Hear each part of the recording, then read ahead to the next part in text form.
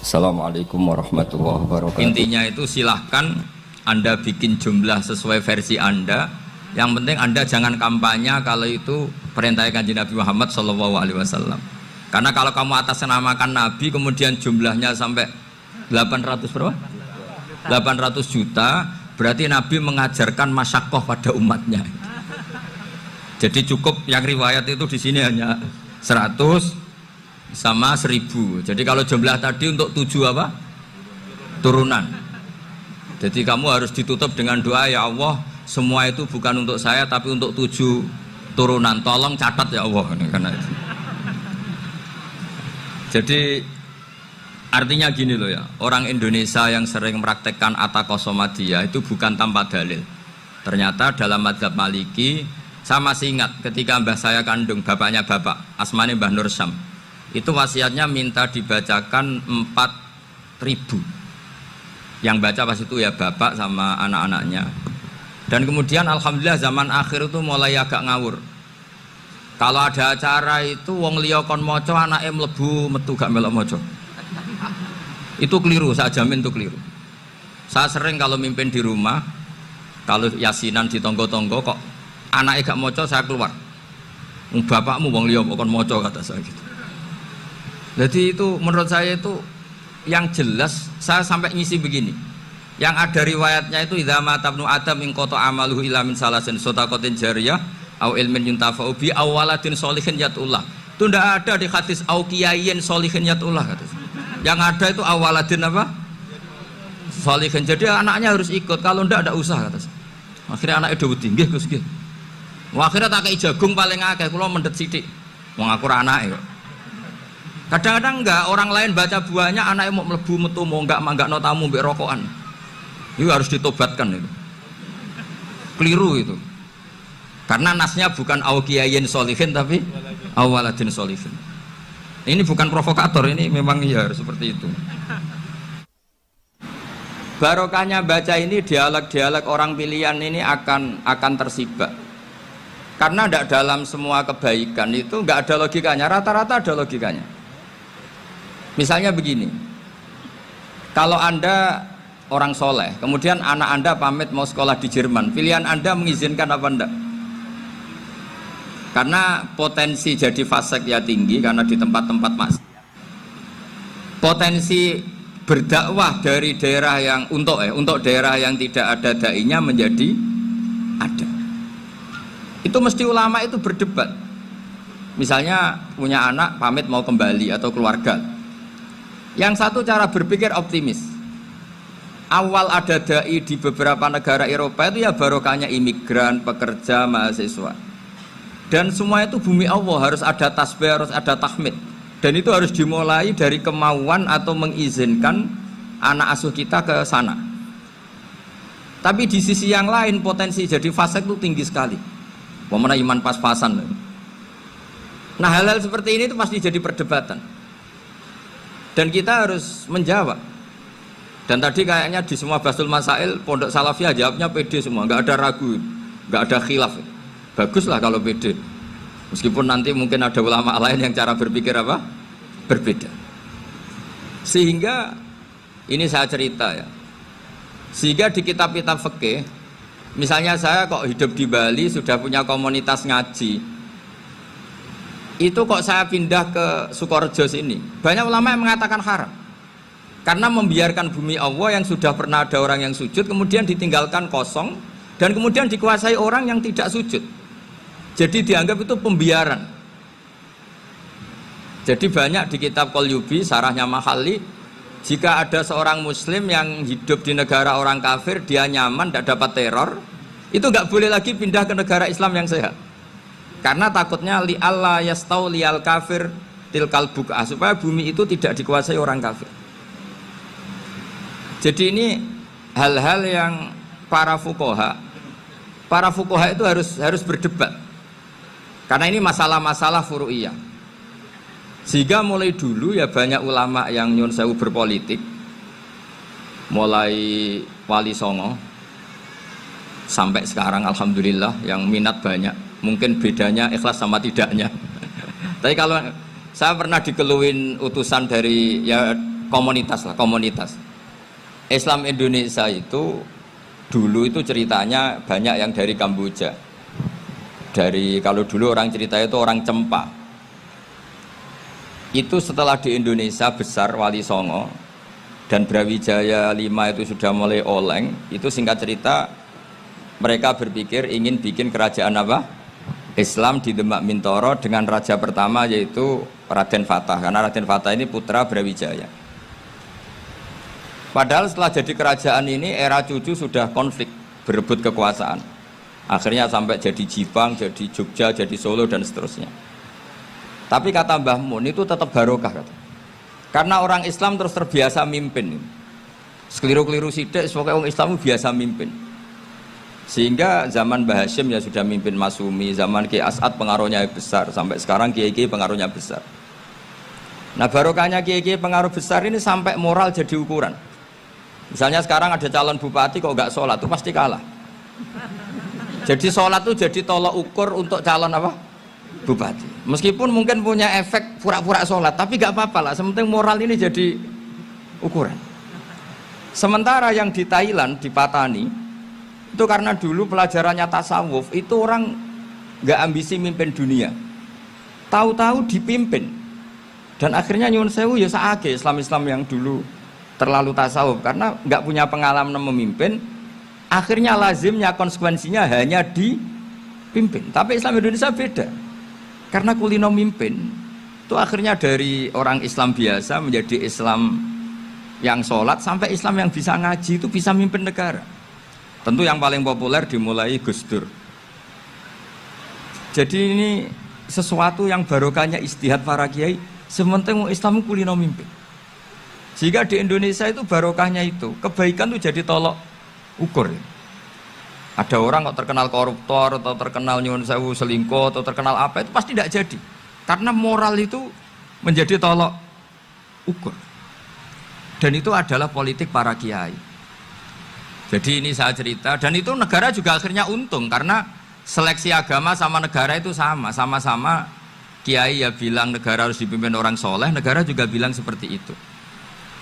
Nah, ketokohan-ketokohan para beliau-beliau ini yang mau lah bekerja sama dengan umarok. Kita tahu dulu Pak Harto ya rawuh ke sini ketika Muktamar 84, rawuh ke Ki As'ad, ketika mau kembali ke Khittah juga dirembuk oleh ulama dan umarok. Dan akhirnya ini menjadi negara yang alhamdulillah semoga selalu menuju baldatun thayyibatu wa rabbun ghafur. Nah, kemudian di sini saya tabarruk dengan Said Muhammad, gurunya Kiai Haji Azaim. Saya mau cerita tentang amaliyah tadi. Saya sebetulnya nggak niat bacakan bab itu, gara-gara ada khataman jumlahnya banyak saya jadi pusing. Ini panitianya tanya, khatam betul apa enggak? Iya Gus, khatam betul. Tapi kayaknya saya tidak yakin itu. Karena saya ini kan dari pondok tahfidz itu. Biasanya anak khataman itu ya rodok bodoni itu loh. Diwaca buanter sing nyemak yang mendelok pojok etok. Mergo kebanteren. Nah, akhirnya lafat-lafat yang di tengah itu enggak di apa? Baca. Tapi ya semoga dimaafkan Allah lah. Yang jelas itu enggak. Tapi saya mau cerita ya. Jadi cara berpikir Said Muhammad ini nanti juga saya teruskan di Ma'had Ali.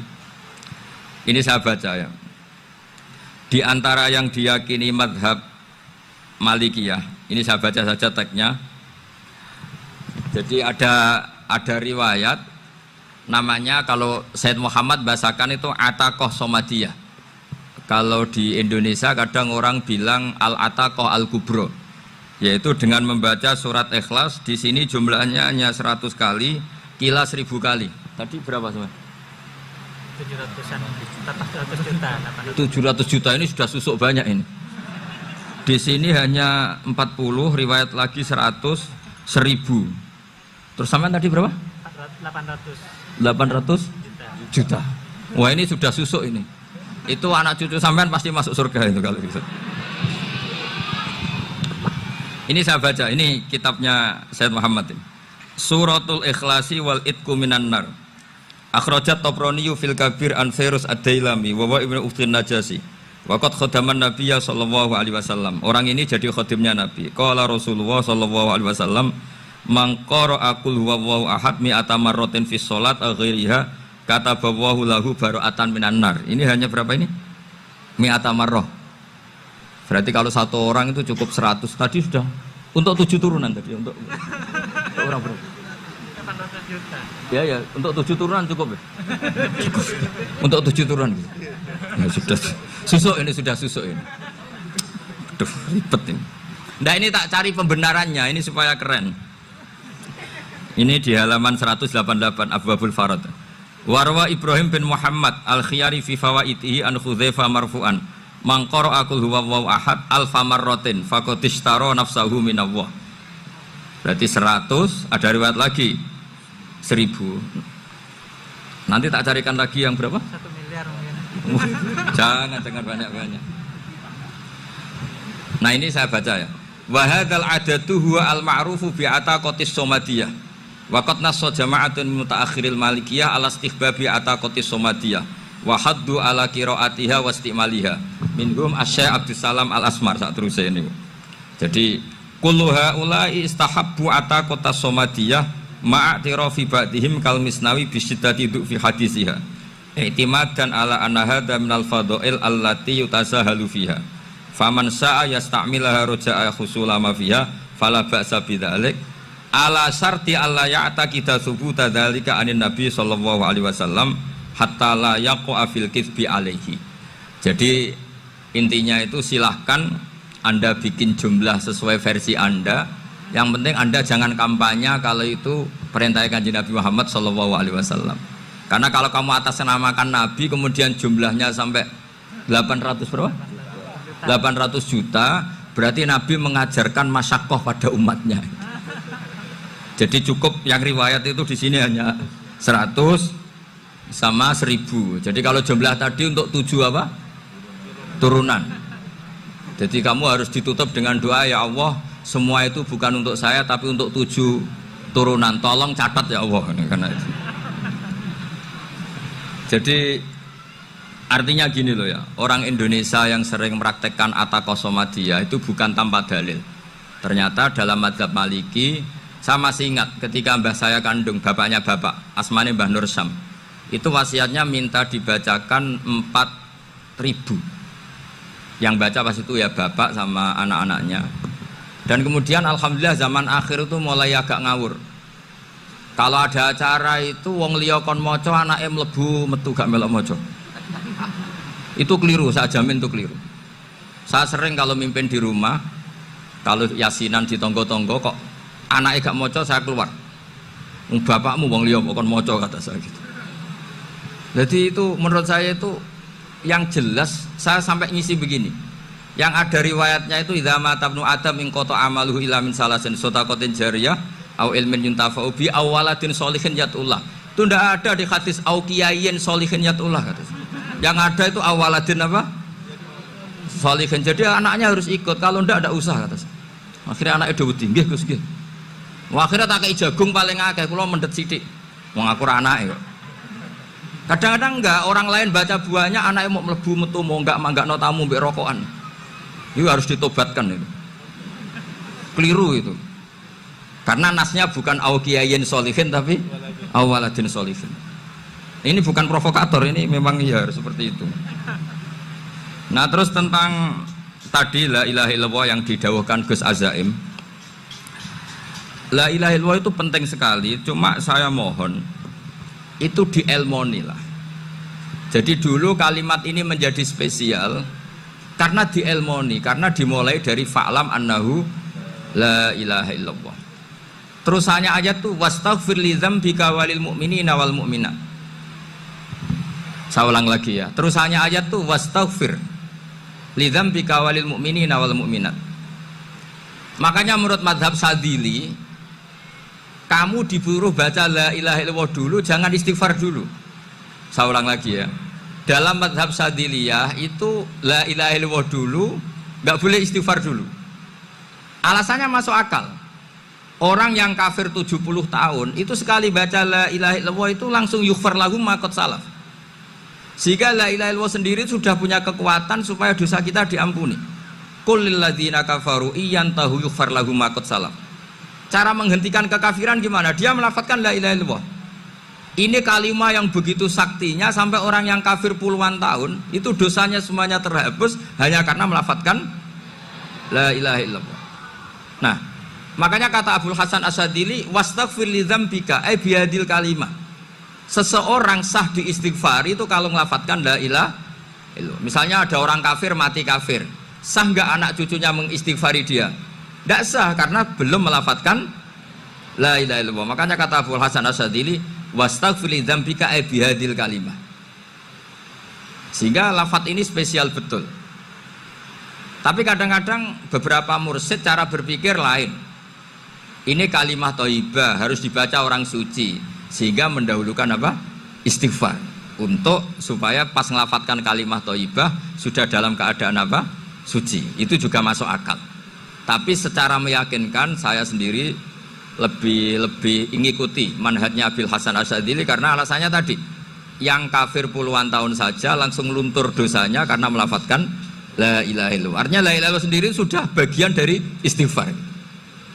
Nah, ya tadi buktinya. Fa'lam annahu la ilaha illallah terus wastaghfir li dzambika walil mu'minin. Jadi orang sah diistighfari itu setelah dipastikan sah tauhidnya. Jadi setelah tauhidnya sah yaitu la ilaha illallah baru sah apa? Diistighfari. Sehingga orang kafir, saya ulang lagi, orang kafir yang mati kafir anak cucunya tidak boleh apa? Tidak boleh menistighfari. Terus saran saya kedua, la ilaha illallah itu filosofinya itu nafyun li uluhiyati ghairillah wa isbatun li uluhiyatillah wahdah. Filosofi la ilaha illallah itu gimana? Menafikan semua selain Allah itu tidak Tuhan dan hanya menuhankan Allah semata. Nah itu caranya gimana? Caranya kita harus terbiasa ini, karena tadi saya dibilangin panitia ini rata-rata mustameknya atau mustamiatnya ini santri. Caranya gimana? Dilatih pakai logika. Saya berkali-kali cerita kalau ngaji, saya sekaligus kampanye. Allah itu Tuhan yang begitu fair. Untuk menjadi Tuhan Allah mempersilahkan, ada kualifikasi Tuhan. Jadi boleh dikompetisikan, itu boleh kata Allah.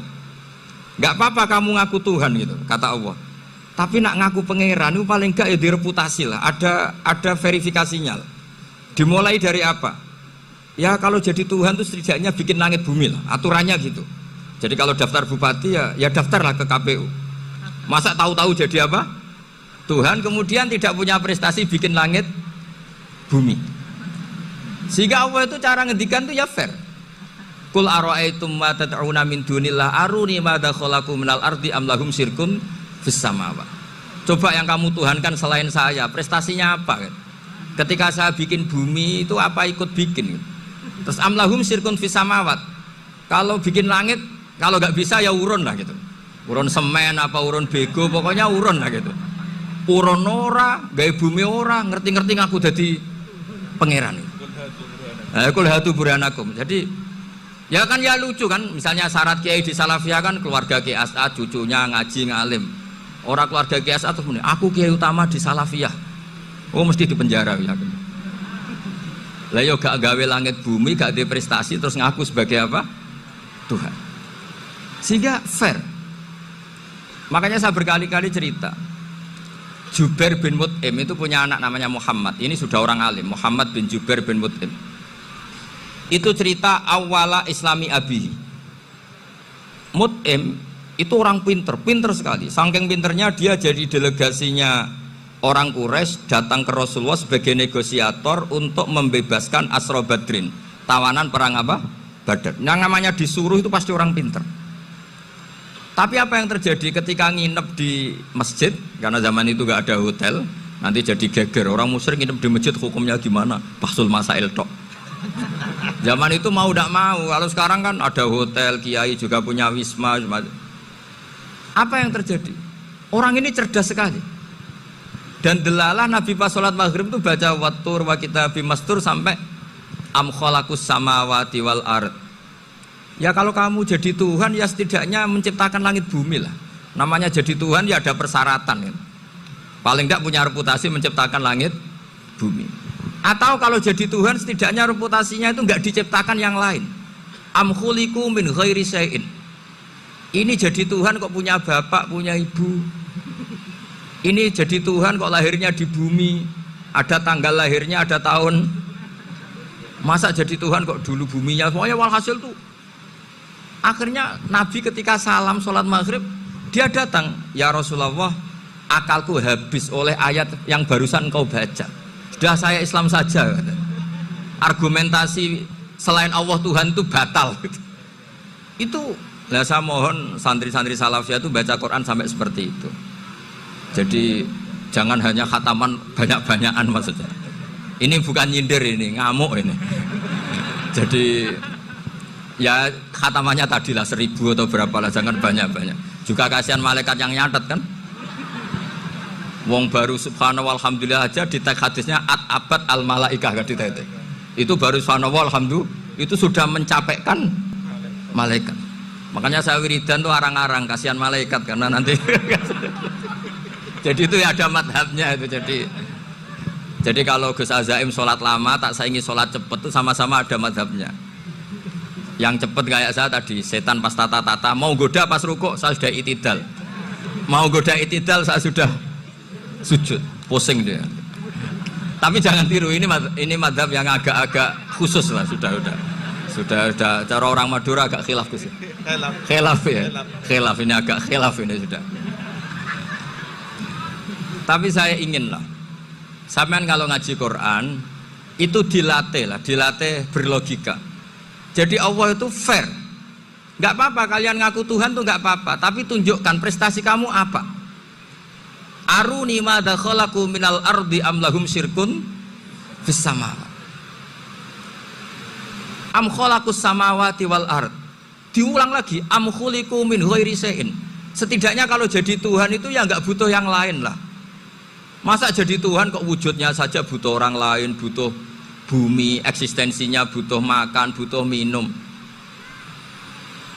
Makanya Allah cara meniadakan uluhiyah selainnya itu Allah tuh redaksinya tuh mengena sekali.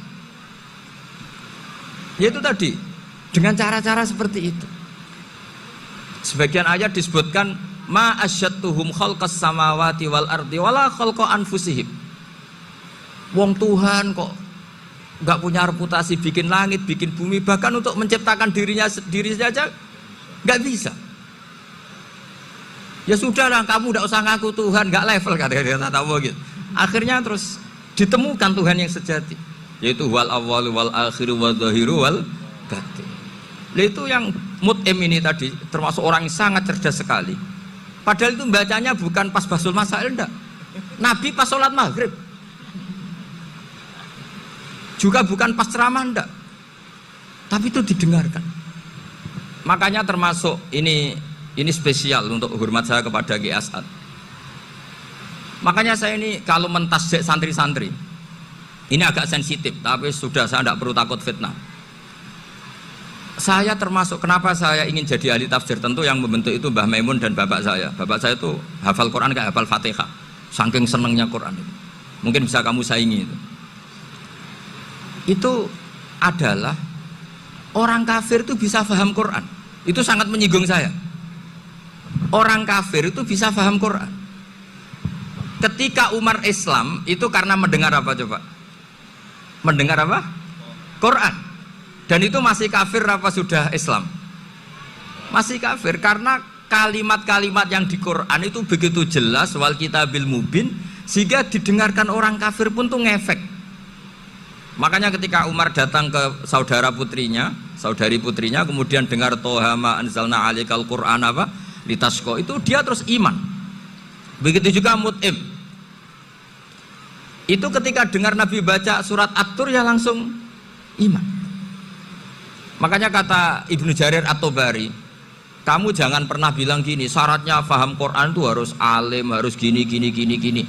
Lah nanti berarti orang kafir punya alasan di depan Allah, ya Allah, engkau ngandani kami dengan Quran yang nggak bisa difahami kecuali alim dulu. Lah saya alim gimana? Nggak pernah mondok gimana? Saya kafir. Jadi artinya gini loh, kata Ibnu Jarir At-Tabari, Allah tidak mungkin mengatakan gini, ifhamil Quran bima la fahmalaka.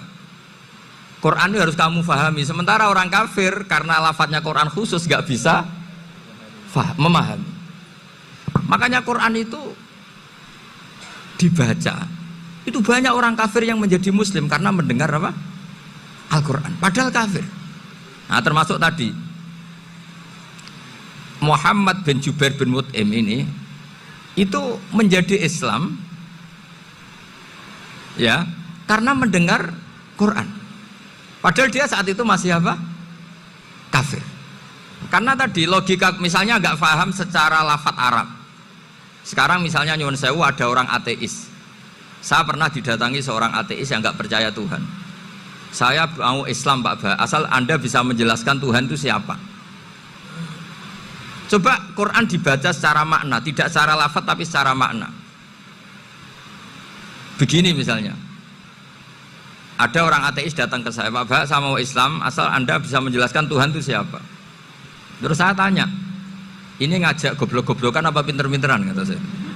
Terus dia jawab, ngajak pinter-pinteran Pak, saya ini doktor katanya. Maksudnya di akademiknya dia doktor, mungkin jurusan matematika atau apa, tapi di ketuhanannya jeblok.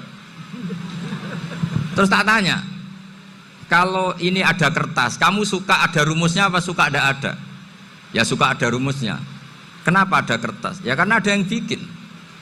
Nah kira-kira berstatus membikin atau membuat itu sesuatunya maujud apa enggak? Ya pasti maujud lah, pasti ada. Ya sudah, anggap Tuhan itu adalah sebab dari semua yang ada. Masa alam yang seperti ini, langit dan bumi ini maujudat, kemudian kamu katakan kholaqohal adam, bahwa alam raya yang maujud ini diciptakan oleh ketiadaan. Ya juga, berarti Tuhan itu ya. Ya itu yang namanya Tuhan. Lah mulai dulu kiai-kiai ngomong gitu kan saya Islam katanya. Jadi kiai-kiai itu kadang-kadang kalau dakwah pokoknya KBU digawe Tuhan. Beda dengan dakwanya orang-orang mantek. Orang-orang mantek itu kan nggak pernah nyebut Allah. Ini alam khawadis, labuda min muhdis. Meskipun mereka, nah muhdis ini menurut Islam namanya Allah. Tapi sebetulnya kan nggak langsung bilang Allah. Jadi tak kasih tahu, alam raya ini maujud nggak? Ya maujud Pak. Bisa nggak sesuatu yang nggak ada menjadi faktor wujudnya yang ada? Ya nggak bisa, namanya nggak ada itu nggak bisa jadi faktor. Nah itu hebatnya ulama-ulama kita ketika mengenalkan Allah itu siapa? Zat yang wajibil wujud. Jadi kita ini kalah pinter be ulama-ulama dulu. Ya alhamdulillah kalahnya sama ulama dulu. Kalau kalah sama ulama sekarang isen lah.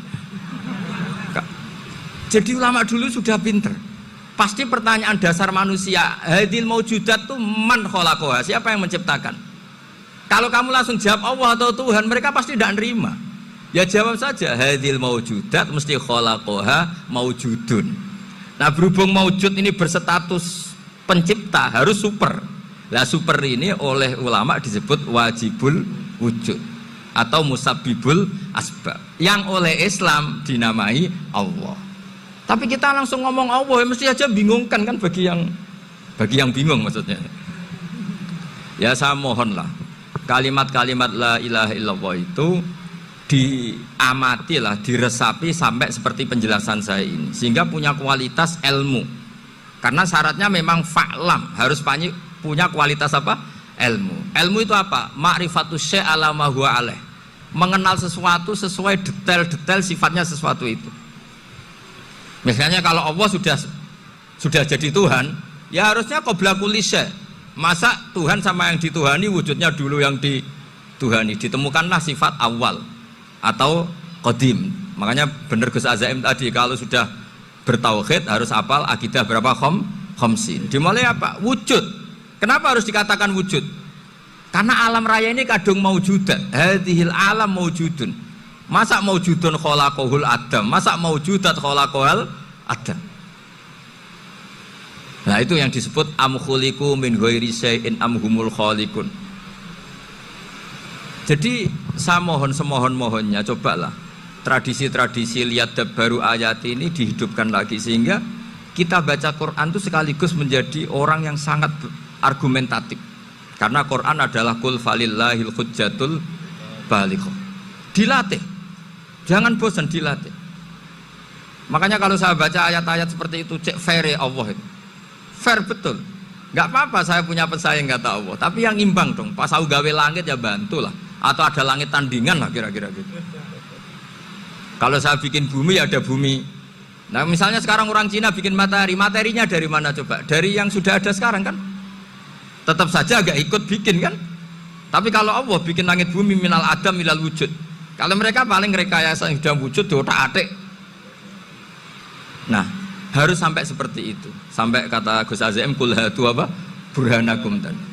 Jadi ini cara-cara kita untuk menguatkan iman. Aruni madza khalaqu minal ardi am lahum syirkun fis samawati. Terus kata Allah, itu nih bi kitab min qabli hadza au atharatin min ilmin. Kalau kamu enggak setuju teori ini kata Allah, cari kitab suci versi Anda. Aturan jadi Tuhan itu apa coba? Ya tetap saja semua kitab suci akan mengatakan di mana-mana Tuhan itu pencipta langit dan bumi. Jangan yang lahir di bumi jadi Tuhan. Jangan Lata Uzza jadi Tuhan. Jangan karena sakti jadi Tuhan. Nah ini di sini pentingnya ilmu balaghah, ilmu mantek yang alhamdulillah di pondok-pondok kita masih diajari. Makanya kata mantek sebetulnya ilmu akal hanya menemukan hadil maujudat khalaqaha maujudun. Nah yang wujud ini siapa? Ya wajibul wujud. Nah kemudian Islam menamai ini Allah Subhanahu wa ta'ala. Makanya ulama dulu itu kalau ngendikan Allah itu siapa? Zat sing wajibul wujud. Itu filosofinya luar biasa. Karena dengan seperti ini bisa menafikan teori ateisme bahwa alam raya ini diciptakan oleh ketiadaan. Makanya saya bilang tadi ngajak goblok-goblokan apa pinter-pinteran gitu. Lah nek ngajak goblok-goblokan yang ngene, hadhil maujudat khalaqahal adam. Terus kita goblok bareng. Loh iya kan barang maujud diciptakan yang tidak maujud. Wong ora wujud kok mempengaruhi sing wujud. Ya monggo nak goblok bareng kata. Akhirnya, enggak Gus, saya ini dokter masa kamu ajak goblok? Ya sudah pinter saja kata saya. Alhamdulillah karena debat kecil ini dia menjadi nyaman lagi dengan apa? Islam. Memang saya tentu nggak bisa disalahkan doktoralnya karena di ilmu yang selain apa? Teologi gitu. Tapi kan polanya dia pasti pinter. Makanya ini sekaligus mengingatkan anak-anak lah. Kecakapan menjelaskan itu harus dilatih karena di antara kelebihannya Quran itu wal kitabil apa? Mubin, yaitu kitab yang punya kemampuan menjelaskan. Tetap ada dawai Allah sing hubungannya dengan makhluk. Itu di kelasnya kelas fadhil, keutamaan yang biasa. Ada ayat-ayatnya Allah yang tentang dirinya sendiri, itu yang tidak tertandingi. Ya kayak ayat kursi. Ayat kursi itu kan ayat di situ Allah menerangkan dirinya sendiri. Misalnya Allahu la ilaha illa huwal hayyul qayyum. Itu kan Allah menerangkan tentang dirinya sendiri, tentu spesial. Gitu ayat-ayat sing meskipun ya tetap spesial jenenge dawuh Allah tetap spesial. Tapi ada ayat-ayat yang tentang kita. Misalnya ayat fankihu ma tobalakum minan nisa masna. Ayat-ayat seperti ini kan enggak mungkin setingkat. Ini kan ayat tentang kamu. Wis ngerti nak kelakuanem seneng wayo dikai hawayo. Nah, tentu beda. Tentu semuanya spesial karena sama-sama kalamu. Tapi tentu beda. Dokumen ayat kursi tentu nggak sama dengan dokumen ayat faqihu atau balakum. Maka Nabi ngendikan ayat kursi ini bahkan saya ngambilnya min kanzil arsi, jadi spesial sehingga terus kita dilatih guru-guru kita ngapalo ayat kursi. Kan ora lucu misalnya wiridan yang tahlilan faqihu atau balakum menan terus lucu toh tahlilan kok ngono ku piye ngono. Aneh-aneh, gue mikir tuh, senangnya buat antoh. Mosok ayat Quran kok beda-beda, goblok kandhanane angel, udah mana? Jadi kene gue sing wis ngaji malik bayi.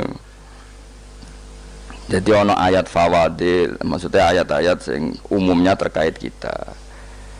Ayat-ayat sing spesial karena nerangkan Allah, tentu beda. Terus kedua tentu ayat-ayat sing rano Kanjeng Nabi, misalnya laqad ja'akum rasulun min anfusikum azizun. Terus baru ayat-ayat tentang kita. Nah, ayat tentang kowe ya wakulu wasrobu kon mangan ngono.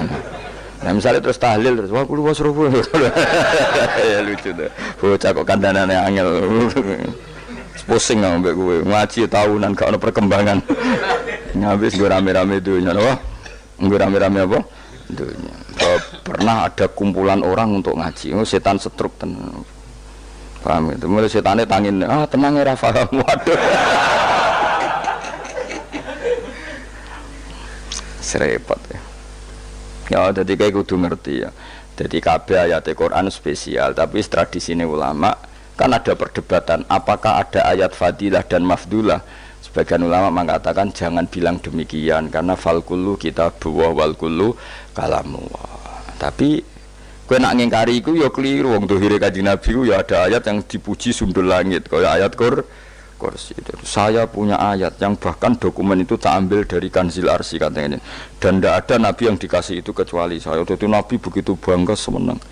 Nabi maca ayat kursi. Sehingga tradisinya ulama semua anak cucunya, semua umatnya dilatih ayat kursi. Dan itu memang spesial coba. Saya kalau baca ayat kursi, saya kalau mau tidur itu mesti baca ayat kursi. Mesti ora pendak tahlilan ono sing order mboten. Kaya wah apa-apa. Mosok eling pangeran nek pendak apa? Ono anak-anak. Oh tahlil kok dikritik, yo keliru sing kritik. Wong maca ayat kursi kok mbok kritik. Tapi ora dikritik ya perlu dikritik. Wong maca eling pangerane kok butuh berkat le. Dul eling ya eling ngono kuwi cara kula padha dene. Sing kritik sing dikritik. Kowe tahu tahlilan? Nate Gus nek ana undangan mboten. Lah eling pangeran nek ngenteni apa? Undangan. Ngene ben ono sing tetep ngritik, ben seimbang dunia iku ben seimbang. Apa? Balance kono sing ngritik. Kula bolak-balik ketemu sing ngritik tahlil nggih sowan kula. Saya tuh heran. Kenapa orang NU itu suka tahlilan? Terus ada berkat. Itu dalilnya mah. Sing ngono iku ya ora ono dalil, sing hasud nyoal ya ora ono dalil. Ngono-ngono. Cara Kanjeng Nabi pirsa, tukang nyoal iku ono dalile to ora? Ya ndak ada. Ya harus menengahi sebenarnya ketemu pangeran. Sebenarnya ketemu pangeran cocokan di sing bener. Nah yang jelas nak sing tukang tahlil ditakoki pangeran. Kowe tau eling aku, nanti Gusti nak wonten undangan. Regara bocah kok eling iya, eling pangerane kok bedak ana apa? Nah, misalnya kayak kundangan blas ditakoki pangeran, diundang tonggo kok ora teko. Mergo wedi bid'ah misalnya. Tapi nekani tonggo ya perintah Kanjeng. Ya sudah, nggak cocokan ae, ora usah debat saiki, nggak apa. Cocokan ae. Tapi nak cocokan mbek aku ora ketemu. Wong sing nyoal ning isine mahsyar aku ning swarga. Ketemu nah, aku ketemu ning swarga ora cocokan. Jadi kowe kudu mikir ya, jadi ayat kursi iku dipilih ulama perkarane napa? Ayat iku njen spesial tenan. Kula niku mboten saged ilem nek gak maca ayat kursi. Nggih maca teng lisan, nggih maca teng ati setiap saat. Mergo mangsa kok pancen luar biasa. Allahu ta Allah iku Allahu la ilaha illa huwal hayyul qayyum. Al hayyu zat sing urip. Mergo sing gampang bedakno Allah mbek Nabi Isa, ambek berhala, ambek semuanya yang disembah selain Allah adalah kehidupan. Kita gampangane tau ngidolakno Isa kaya apa, tapi akhirnya kecewa nak dianggap pangeran. Mergo nyatane cara mereka pun Isa mati disalib.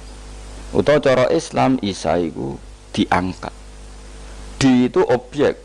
Apapun hebatnya Isa diangkat, diposisikan di langit di. Kerennya apa? Jenenge di itu objek. Berarti yang keren adalah subjeknya, yaitu Allah Subhanahu wa Ta'ala. Terus kita ini sebagai orang itu punya ketakutan. Nak pangeran mati ku piye? Nak kowe mati kan gak punya akibat apa-apa.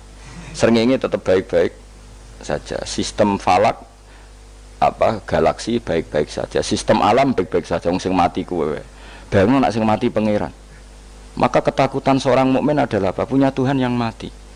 Kemudian itu diobati bahwa Tuhan kamu itu Tuhan sing aman, al-hayyu sing selalu hidup. Kemudian disifati lagi al-qayyum. Apa artinya hidup kalau bergantung orang lain, bergantung makhluk lain? Itu gak keren, karena bergantung itu gak keren. Al-Qayyum, yang Allah itu zat yang berdiri sendiri. Oh itu kan terus sempurna. Lu kalau mau ayat kursi sempurna. Bejane Gusti kalau mau ayat kursi. Aku orang mau aku kasih hati mbahmu. Bocah kok. Oh bocah arah bakat wali. Teke wis elek. Wah baru di materekno. Kasih hati apa nak mau ayat kursi. Kasih hati mbahmu. Jimat ya seneng. Pulau ya seneng. Maksudnya ku, tapi bu ketingin teman-teman jurah oleh menjadi rezeki dia kadal jimat kebi. Sing iso ngatur rezeki nih wong. Siapa? Yes keben. Kamu di sepura pangeran. Ratus sepura rapopo. Kawan kok ngono rugi. Ya terserah pangeran aja. Jadi Allahu la ilaha illa huwal hayyul qayyum. Kemudian setelah hidup itu bisa saja gak peduli kita karena pas ngantuk atau pas tidur. Terus disifati la ta'khuduhu sinatu walanam. Dan zat yang hidup itu tidak pernah ngantuk, tidak pernah tidur. Akhirnya kita ini nyaman punya Tuhan yang spesial yaitu hidup dan berdiri sendiri, tidak ngantuk, tidak tidur. Terus budi lahu ma fis samawati wa ma fil ardh. Ya, dan miliknya Allah semua yang ada di langit dan bumi. Keren. Kita ini butuh air, butuh apa saja, dan itu milik Allah. Coba kalau milik manusia, sama nak loro ning rumah sakit itu, oksigen larang ngono. Padahal kowe nak loro, oksigen di mana-mana gak tahu bah. Jadi kita seneng. Alam raya milik Allah kita seneng, karena alam ini milik zat yang gak butuh alam raya, sehingga kita yang pakai. Allah bikin air, Allah gak butuh minum. Allah bikin padi gak butuh makan. Dia bikin semuanya untuk kita. Padahal itu kita tidak ikut punya. Akhirnya seneng mbek pangeran. Cek apike jenengan Gusti gawe ra melok nganggo. Sing nganggo kita-kita ini. Coba aku ora roh gawe rokok gunane apa ora roh. Ya gunane pekerjaan Gus, menyerap tenaga. Ya wis sauri-unimu. Sementing kowe roh gunane rokok. Paham nggih? Roh gunane rokok roh carane mandorot kanggo kowe. Dadi padha roe lah sementing. Ya ora apa-apa tapi. Kulo nu seneng guyone kiai-kiai ini. Pancen ora ana wong pinter guyon kaya kiai. Wis kulo winekani niku acara resepsi teng Kudus teng keluarga sarang keluargane Lek Lukman. Sing ngisi Habib Umar sama Mutahar. Seneng kulo. Jadi guyonane ning kiai-kiai ora wis kiai-kiai kabeh termasuk Habib Umar. Ada orang kiai rokok. Ini cerita anekdot. Ada kiai rokokan ngarepe dokter. Pak Yai, kalau rokok terus nanti kalau mati gimana? Gampang, saya bawa korek. Sing kiai dhewe maksudnya iku nak mau rokok terus mari mati. Kiai ini yang ngerti maksudnya dokter ngono. Tenang dok, sama si bawa korek.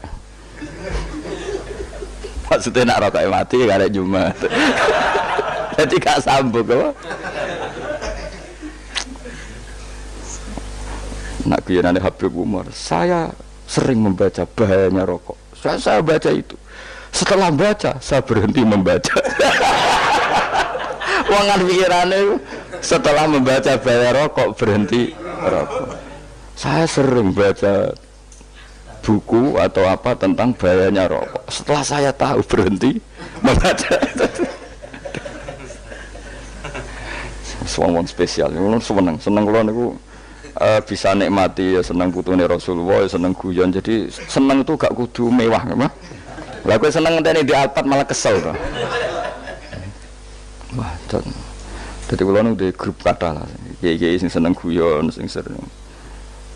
Mergo kula kuwatir saya umat ini punya kenikmatan lewat jalur maksiat. Mulane kula nu seneng ana kiai seneng guyon, bukan seneng papanya. Umat ini punya kesenangan yang tidak maksiat. Itu saja. Ya tentu ada kiai-kiai yang milihnya ada guyon supaya orang enggak uraan ya bagus. Wes penting ikhlas. Wes syaratnya kabeh iku penting napa? Ikhlas sudah ikhlas. Ya ora kudu spesial ikhlasmu ya ikhlas biasa lah. Kelas-kelas terilah sementing napa? Ikhlas. Saya sering baca bahayanya orang rokok. Setelah saya tahu bahayanya, maka saya berhenti membaca. Wong kaget kabeh. Mergo pikirane wong mesti berhenti. Kok ternyata saya sering baca bahayanya orang miskin. Setelah tahu bahayanya berhenti merasakan kemiskinan. Jadi saya tahu bahayanya neraka. Setelah tahu bahayanya neraka maka saya berhenti.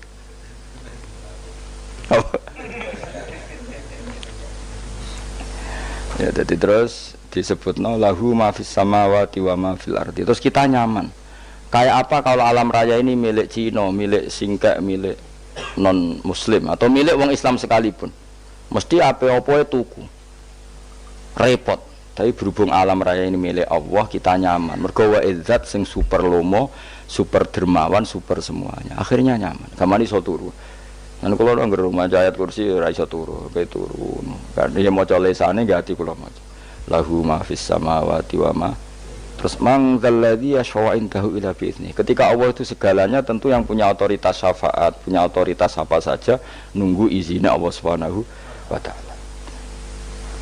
ayat yang spesial ini. Kemudian kiai-kiai punya cara supaya umat itu hafal, dibikinlah metode tahlil maca bareng-bareng. Tapi kemudian ya sudah itu nasibnya terus kurang baik. Nasibnya kurang baik. Ada yang bid'ahkan, ada yang setengah-setengah ngafirno. Sing maca ya padha dene ra paham mbek ngantuk bentuk berkat mulai sudah akhirnya terus.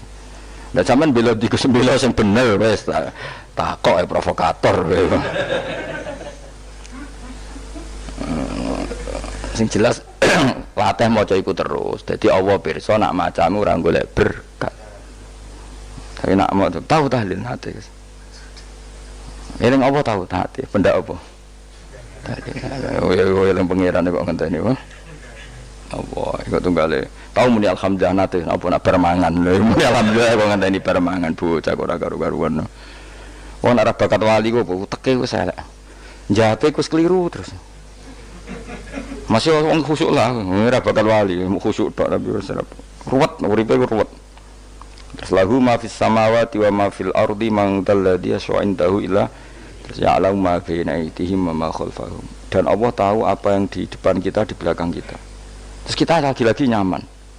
Kayak apa misalnya kita yang lemah ini tidak dalam pengawasan Tuhan.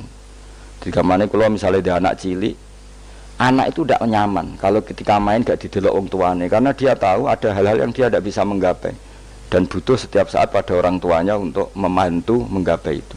Jadi anak masih seneng dolanan, sukanya diperhatikan tetap.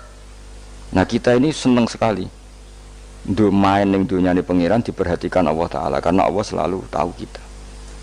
Jadi terus nyaman. Jadi semua ayat itu menjadikan kita nyaman. Nanti Kanjeng Nabi ora sare sedurunge maca ayat kursi, ora sare sedurunge maca surat musabbihat. Dan saya dalam banyak hal niru itu. Nabi urung sare nek ora maca surat Hasr. Nah aku ijazah iku kowe ora mungkin surat Hasr ning juz pira kira roh kok dijazahno.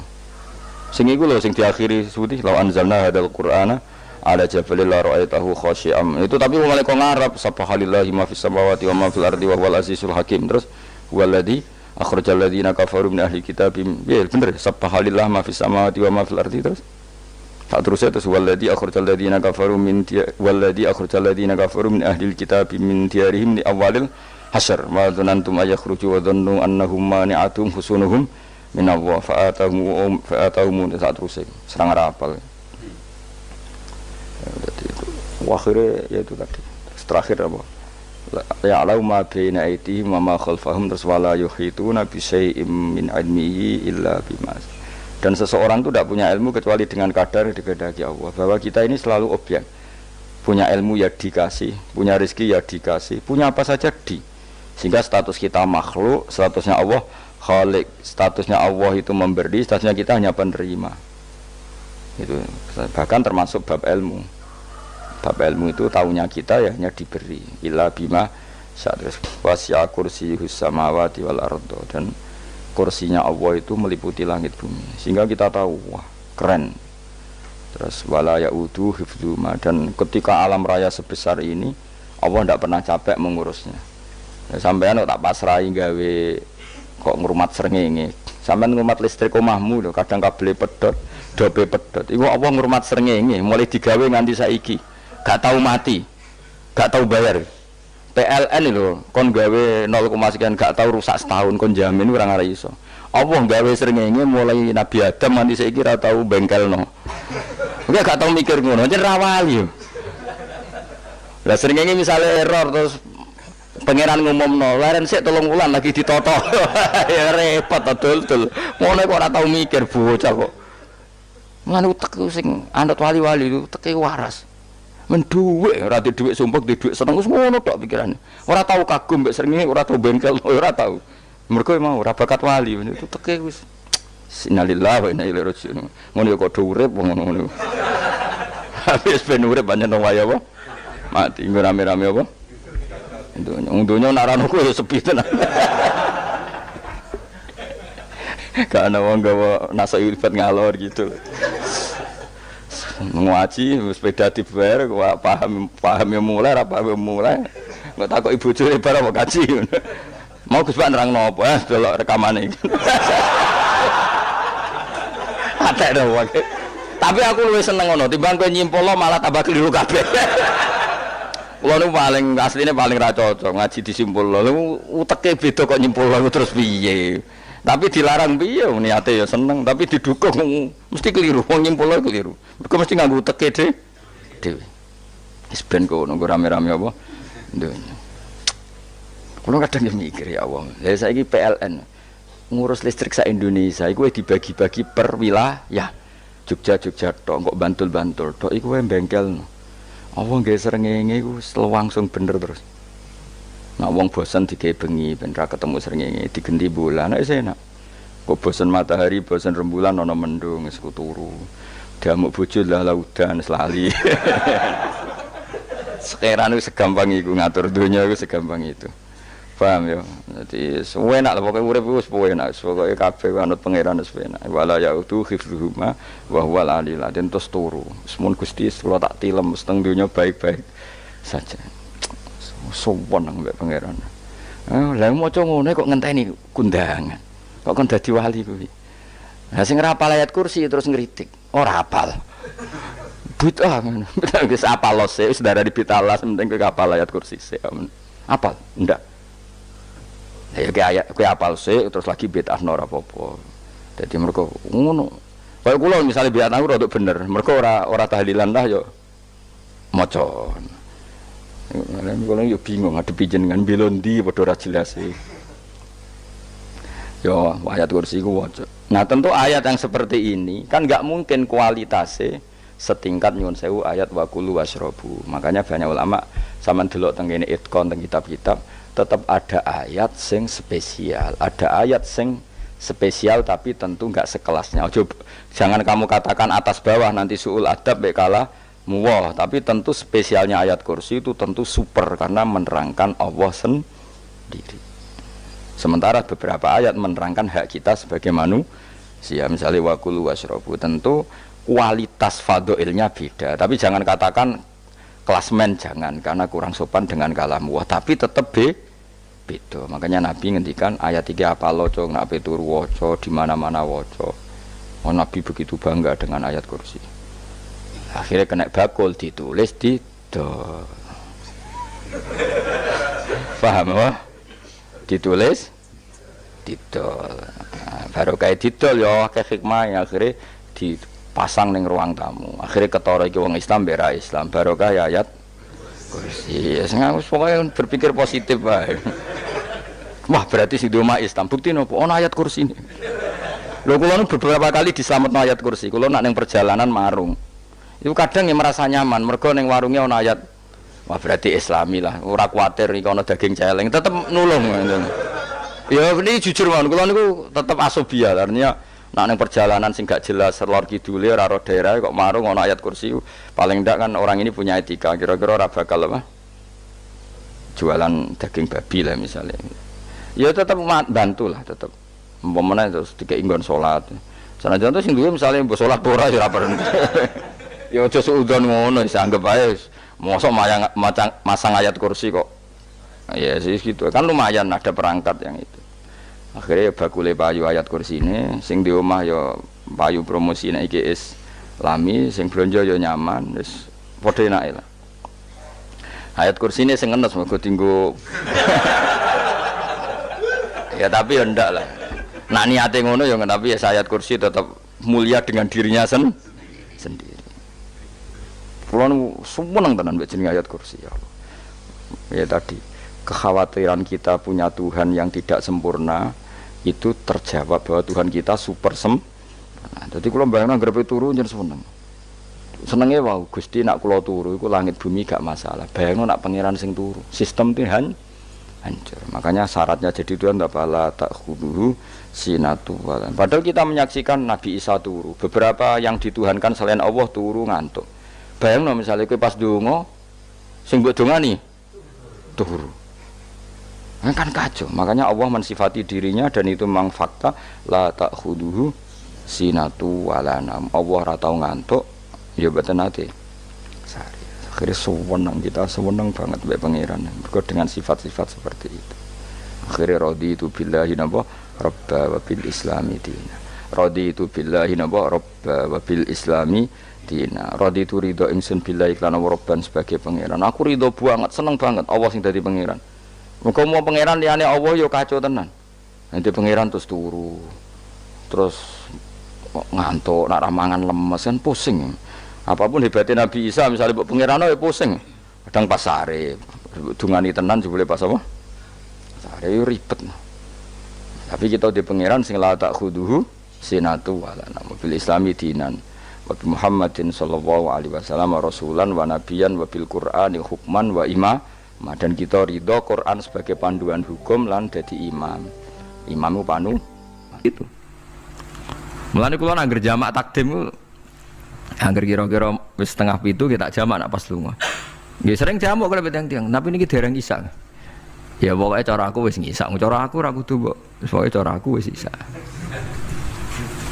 Ya wis kaul jadid malah. Makanya dulu ada seorang ulama berdebat. Sing sitok setuju waktu maghrib niku ngenteni entek mega napa abang. Ana sing debatnya masuk akal ngeten. Niki sama-sama ulama bapak mbek anak. Padha ngalime ya padha sepuh. Ulama iki malah aneh, carane nentang iku dekne cara dekne wektu maghrib ku nganti kira-kira setengah pitu nganti jam 7. Engko lagi wektu isya jam 7 seprapat. Pokoke dekne moh nak darani wektu maghrib ku cepet moh. Jadi alasannya masuk akal. Pangeran nak gawe biasanya ana kembarane, jadi ana tandingane jadi lucu ulama kok jadi. Ulama ya kadang ya lucu. Sampai nak sholat subuh jam piro? 4:30 kan, anggap aja 4:30. Berarti subuh nganti meletak srengenge ada waktu sak jam setengah. Ana waktu pinten? Sak jam setengah. Lah saiki maghrib iku wis surup. Nggih, maghrib napa surup. Kudune maghrib ku di padanan subuh ana waktu sak jam setengah. Amun dia setuju, entah mego abang tenan yo naik sak jam setengah. Malah dia nak santrine adzan jam itu ngamuk, cung paling cepet 7:30. Perkarane dekne cara berpikir maghrib dipadakno subuh, yaiku qoblatul isyamsi ana wektu sak jam setengah jatahe subuh. Kudune ba'da ghurubi syamsi ya ana sak jam setengah jatahe maghrib. Dadi akhirnya santrine nak adzan 7:30, 7:30. Nak jam itu diamuk tenan. Nak maulad dawilah wali 6:15 wis isa. Perkarane. Lah iku ulama. Ya semelane ya semacam-macam ulama iku macam-macam. Ya sing anut sing umum sing penting ora ruwet. Ya tapi wau as-shalat khairun maudhu'un, asal salat itu mesti napa apik. Ya asal salat itu mesti napa apik. Soal kaifiyah macam-macam. Nah, sing terakhir sing masalah kaifiyah yang enggak diterima. Apakah boleh witir hanya 1 rakaat? Jawab Imam Syafi'i, na'am boleh witir hanya 1 rakaat. Kados kula piyambak barisa seringnya witir namung 1 rakaat. Ya ora ana ndase, ora ana gurine 1 rakaat fakot. Iku witir sejati, paham? Witir napa sejati. Wah, mergo ora nganggo 3 rakaat yang 2 kan masalah kan? Ana nyicil napa? Nyicil napa? Witir. Jadi kalau tak akali, Gus kenapa nak witir sitok? Lah aku nganggo witir model piye wae ketoke ora sejati gak? Witir napa sitok? Lha iku Sayyidina Utsman ku sak urip-uripe sahabat terkenal. Niku mboten nate witir luwih kok sitok, iki sak rakaat. Tapi aja takok sing diwaca Quran khatam. Lah iku perkara. Dadi sak rakaat tapi diwaca Quran apa? Khatam. Dadi autara bi rakaatin khatama fihal Quran. Dadi sak rakaat tapi khatam Quran. Iku sinten Sayyidina sinten Utsman. Alasan Imam Syafi'i Nabi tahu witir nganggo 3 rakaat. Cara Imam Syafi'i ku gak mungkin sing witir tetep sing guri sitok. Mergo sing loro tetep salatun mustaqillatun, salat sing sendiri. Mulane mulai sakniki sampean nak mulai solu sunatan minal witri rakaataini jami'ah wis pokoke salat jami'ah ya la haula wala quwata illa billah. Lah kok nak imame sholli sunatan minal witri rakaataini wis muni sak muni-muni mumam wis pokoke aku saiki salat karena aneh secara fikih aneh, bagaimana mungkin sholat yang sudah disalami ya punya status kan? Sholat saya gantung sholat setelahnya, lalu gunanya salam menutup itu apa? Masa assalamualaikum sementara Gusti ini masih ada. Wis disalami umpama kowe ngentut ya salate sah, umpama aurate kebuka ya sah, mergo wis bar. Paham ya? Jadi sholat itu ora iso. Jadi mulanya jadi kontroversi. Tapi ya apik bantah-bantahan sholat ya apik, bantah-bantahan barang apik. Jadi bangke bantah-bantahan iki ayundi malah perkara kan. Malah mari fitnah. Ya ada bantah-bantahan perkara napa sholat. Jadi ulama iki macam-macam. Jadi sing terakhir kula terangno tentang filosofi sholat. Di kula suwun sing ngaji kula sing seneng kula senajan to donga iftitah mboten wajib. Tapi nek di kesempatan kedah diwaca karena ndak ada riwayat yang mengatakan ulama pernah meninggalkan itu. Senajan to sak kadar. Terutama pas napa inna sholati wa nusuki wa mahyaya wa mamati lillahi rabbil alamin. Itu salatku, ngibadahku, matiku, uripku namung kersane Allah. Utawa namung kangge Allah. Karena ini menjadi filosofi sing dadekno salat mari ahlil jannah. Jadi kita nak salat mesti ahlil jannah. Wong qad aflah, teman-teman bejo wis mesti bejane. Sampeyan ora usah wedi suul khotimah. Niku waswase setan. Mboten enten suul khotimah. Setan niku wis keliru, semua meden-meden itu. Nak setan percaya suul khotimah ikon gawe suul khotimah. Mulane kula anggere wedi suul khotimah omongan kula setan. Tan setan nak pancen aku mbok weden-wedeni suul khotimah yo gawe wae aku ben suul khotimah. Aja meden-medeni tok. Dan gue kita jadi pangeran, gue dewi ora siap jadi pangeran, ya ora pangeran kok meden-medeni aku. Jadi setan memang harus dididik, kudu diancam, paham ya? Mulane kula ana kiai pemuja setan kula ora seneng setan godane ngene kiai ra mesti selamat, wong top-top ra mesti selamat. Itu namanya memuji setan karena dia nganggap setan itu luar biasa. Setan kudu mbok prekno, mbok anggap gagal, tan setan cek goblok, kemke meden-medeni aku suul khotimah aku tetap salat. Berarti kowe gagal. Karo dene nek kowe kepengin menungso sesat kabeh ya sesatno wae ora usah meden-medeni jare kowe kondang kok trimo mok ngono-ngono tok ae. Bedene ya ora tingkat kegagalannya, paham nggih? Jadi setan harus dididik bahwa dia juga sering gagal. Setan kan ingin manusia enggak sholat semua kan, zina semua, maling semua. Ternyata kita enggak maling. Yang sholat juga banyak. Itu kan berarti tingkat kegagalannya apa? Setan. Lah kita ndak ora dan setan wis salat puluhan tahun digodho ilang gandene goblok kowe. Nak wong iku salat puluhan tahun berarti puluhan tahun dalam kegagalan setan. Mergo wong salat berarti setane gagal. Mulane kula mbek setan niku saiki tambah wani. Ya mletene ngono kon mlebu neraka ya kok gelem. Misale dekne hebat kan mboten purun Gusti tak ning swarga mawon. Ternyata dekne mlebu swarga gak iso kan? Lah yo mletene lah yo wong lemah ngono kok mbok entuk. Tadinya setan kan lemah sekali kan. Lah iku sedaqaul azim ketika ngendikan inna kaidas syaitani kana napa dhaifa. Sebenarnya setan itu dalam bahasa Quran itu dhaif sekali. Lemah sekali. Tapi kita sering muji. Nggih sering napa? Sering muji. Darani setan hebat, wong wali, wong alim kadang digodho kena. Ya soal kena cara kena akeh ra kena ngono wis akeh napa? Akeh mboten napa? Kena minimal ngeten lho sampean. Tapi kula nate Gus kepengin tahajud ra sido tahajud berarti setane menang. Tapi setan ora sekedar kowe kepengin ra tahajud, kepengin kowe kafir. Ngomong kira tahajud tenan iku ya setan isih rugi kok. Tapi kowe jek Islam, tapi jek mlebu swarga, kepengin iku nganti apa? Kafir. Jebule kowe ora kafir kan? Mulane ana ulama nak tangi turu gak tahajud, ndekne nangis. Angger kani gak tahajud nangis. Terus matur mbek pangeran, Gusti kenging napa kula mboten kasil tahajud. Ambek pangeran dingendikani ngene, teng kitab Al-Minanul Kubra karangan Imam Saroni. Kowe ku ulama kok bento.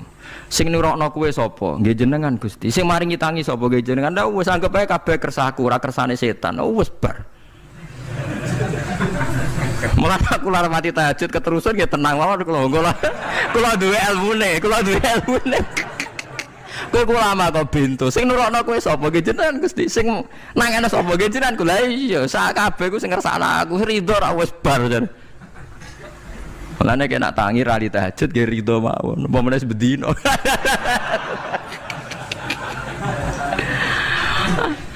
Jadi penak berislam tuh enggak apa-apa. Berislam tuh gampang. Ya kowe turu sing kersakno sapa? Nggih jenengan Gusti. Kowe tangi sing kersakno sapa? Lah ya sanggep ae kowe kabeh kersakku bar. Paham ya? Terus nak wae tahajud ya tahajud ya kersane pangeran. Ra tahajud ya ra tahajud ya kabeh kersane napa? Pangeran. Penting mboten maksiat mun sae. Penting mboten napa? Maksiat. Mun jenengan ngandel kula. Inna sholati wa nusuki wa mahyaya. Lah ini sing titik tekane teng wa mahyaya. Ngeten misale. urip niku kabeh kersane Allah. Carane mikir ngeten nggih. Tiang-tiang sing jaduk-jaduk dhisik ya mati. Nabi nggih kapundhut, tiang-tiang soleh nggih kapundhut, tiang-tiang dolim nggih kapundhut. Kalau betul mereka ingin menjaga kehidupan, berarti kalau betul mereka kuasa kan tidak kapundhut. Hidup selamanya, lah nyatane do mati. Berarti urip mati namung kersane Allah. Terus misalnya sampean berpikir, lalu somben nek wis dadi lemah carane tangi piye? Lah ini yang penting kula aturaken teng ngaji mriki. Kula sederenge ngaji nu sering akhir-akhire sering salat maca ayat liyah lika man halaka am bayyinati wa yahya man hayya napa am bayyinah. Tugase ulama iku jelasno ayat-ayate pengiran. Sampeyan saiki tak bedheki. Sekarang sampean Anda hidup itu tahu alasannya enggak? Kenapa Anda hidup? Enggak tahu kan? Kenapa kita masih hidup? Enggak tahu. Kenapa Anda wujud? Juga enggak tahu. Kita pernah enggak ada, tahu-tahu ada. Juga enggak tahu alasannya kenapa. Yang jelas di luar ikhtiar kita. Setelah kita katanya punya akal ya, saya bilang lagi loh. Setelah kita katanya punya akal terus bilang kita masih hidup karena orang kelindes truk, karena enggak kena penyakit, karena jantung kita normal, paru-paru kita normal. Terus kita bilang hidup. Jadi kita atas nama kebodohan bilang kita hidup karena jantung kita normal, paru-paru kita normal, semuanya normal. Maka kita hidup. Nah ditakoi, lalu kapan kita mati? Setelah jantungnya rusak, paru-parunya rusak, terus kita mati. Tapi orang yang sama kalau ada bilang berarti yang menjadikan hidup itu jantung dan paru-paru. Lalu berarti zaman kita belum hidup itu jantung dan paru-paru harus ada dulu karena itu yang bikin hidup. Ya ada juga, dulu ya ada juga. Loh ya kalau jantung dan paru-paru semuanya normal menjadikan kita hidup berarti jantung dan paru-paru harus wujud dulu karena itu yang menciptakan kita hidup. Ya ada juga yang tidak tahu. Paling-paling nanti statusnya paru-paru jantung hanya dipakai alat Tuhan untuk menjadikan ada kehidupan yang kita kira ada. Padahal sebetulnya kehidupan ini juga enggak ada karena kita tidak tahu. Sing darani urip iku apa ya ora roh. Kowe roh maknane urip apa? Ulama kabeh sing alim-alim darani urip apa ora mati ngono tok jawabane. Perkarane ora iso jelasno. Mulane ning Arab al hayat didul mamat sing darani urip iku ora mati. Karena nggak bisa dijelaskan, coba Anda menjelaskan. Kowe urip itu sebabnya apa? Ada nyawanya, nyawa itu di mana? Terus dia nempatnya di mana? Oh, nempatnya di jantung ini. Suara bisa dijelaskan. Nah, ketika hidup Anda tidak bisa Anda jelaskan, kudune sok ben wayahe tangi saka kubur juga nggak bisa dijelaskan. Karena wujud kita ya datang tanpa diundang dan tanpa ikhtiar kita. Nanti tangi saka kubur ya orang nganggo ikhtiar sama kan? Sama-sama ada kesimpulan lillahi rabbil alamin. Nah, tapi manusia atas nama akal sawangan hidup ini ada alasannya. Karena kita ditangi ada bapak ibu terus kita jadi wujud. Lucu kan? Hidup ini disebut ada sebabnya. Tapi nanti mati songko kubur terus tangi meneh dianggap gak punya penyebab. Alasannya sudah dilemah kok. Kono meneh carane piye lah zaman kuwe ora ngono. Dadi ono saiki. Carane piye? Makanya kalau suruh balik-balik bilang jika tangi sangka kubur iku mukhal berarti wujudnya Nabi Adam dan wujud yang sekarang lebih mukhal karena tanpa sebab.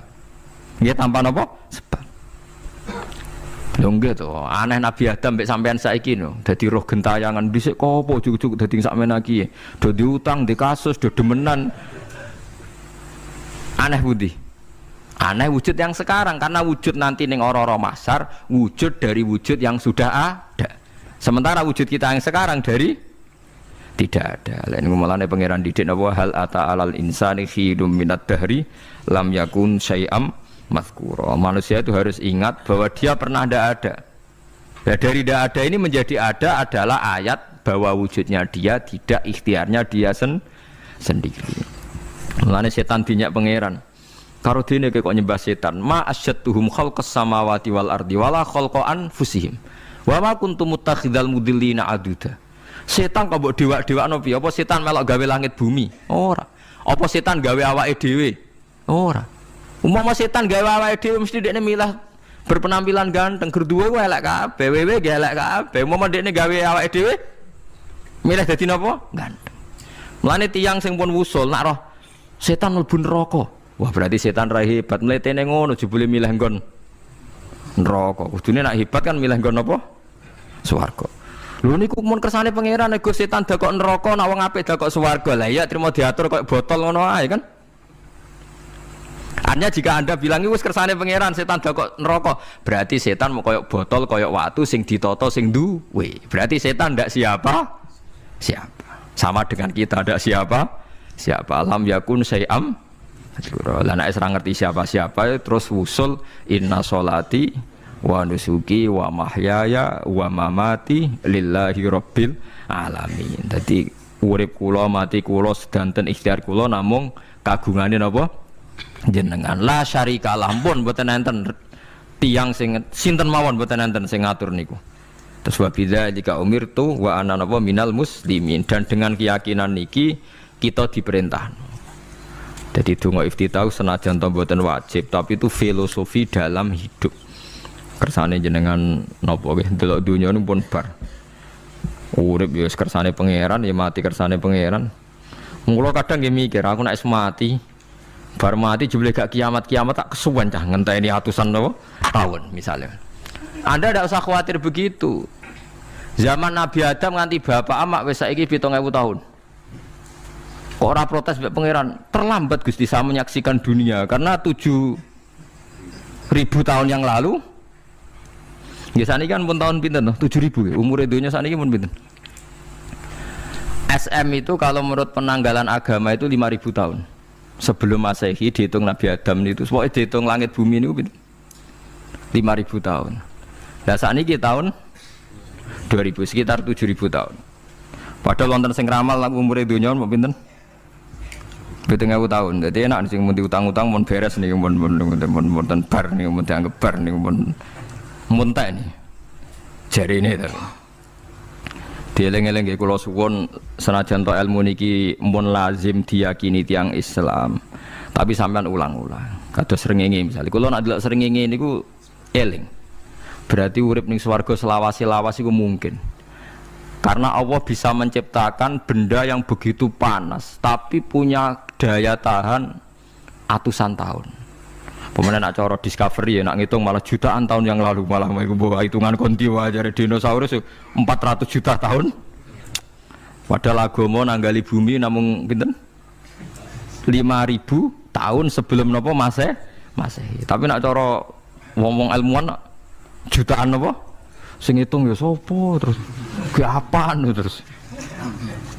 Nggak begini saja kalau sampai melihat matahari misalnya. Matahari itu kan banyak panas sekali. Ternyata Allah bisa mengelola matahari seawet itu ribuan tahun.